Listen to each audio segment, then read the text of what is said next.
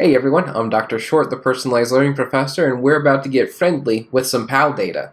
So grab your best friend and a calculator, because we're adding another episode.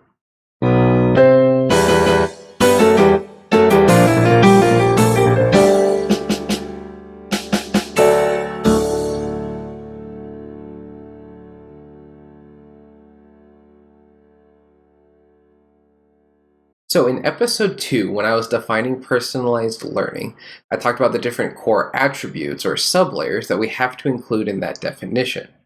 One of the things that I included was a reference that looked like this, PAL data.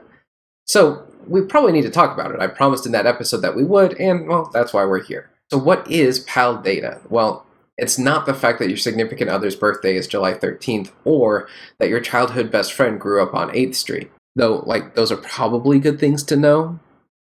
The PAL data framework is actually based on the PAL acronym, standing for performance data, activity data, and learner profile data.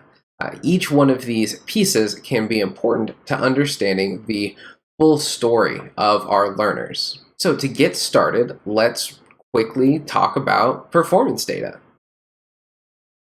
Performance data is the data we most often think about as educators and instructional designers when we talk about using data to inform instruction. Performance data includes things like test scores and exit tickets and any measurement of a student's knowledge or ability. It can be gathered from any kind of assessment, from a one-on-one conversation to something that's really formal, like a state-mandated test.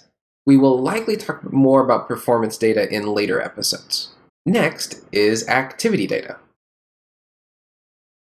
Activity data is still something that we're pretty cognizant of as educators and instructional designers. It's any measurement of a learner's habits or behavior during the learning process. This kind of data can be gathered from a learning management system, looking at how long they spend in a system or how many attempts they use on a given assignment or assessment. Activity data can also include how often a student is on task or off task. It can include their attendance. It could include how frequently they choose to do one activity over another activity. I will also probably talk more about activity data in a later episode. In the meantime, if you want to know more about performance data and activity data, there is a lot of great detail about it in our K-12 Blended Teaching book, which is available to you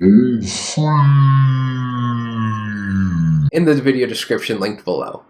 Lastly, we have learner profile data. Learner profile data is too frequently ignored by educators and instructional designers. Learner profile data is how we get at things like students' interests, their hobbies, what they like to do, their learning preferences, whether they prefer to write a report or sing a song, who they prefer to work with, even can include things like their favorite colors or movies or video games. Learner profile data is that qualitative data that allows us to just know more about those that we're serving, the ones that we're trying to teach. It can also include really important data about learners' personal lives. How much sleep did they get last night? Did they have a part-time job? Were they working till 1 o'clock in the morning? When did they last eat? Was their last meal lunch yesterday and now it's before lunch? That could be why they're not focusing. It even includes things like, did their boyfriend break up with them? Again.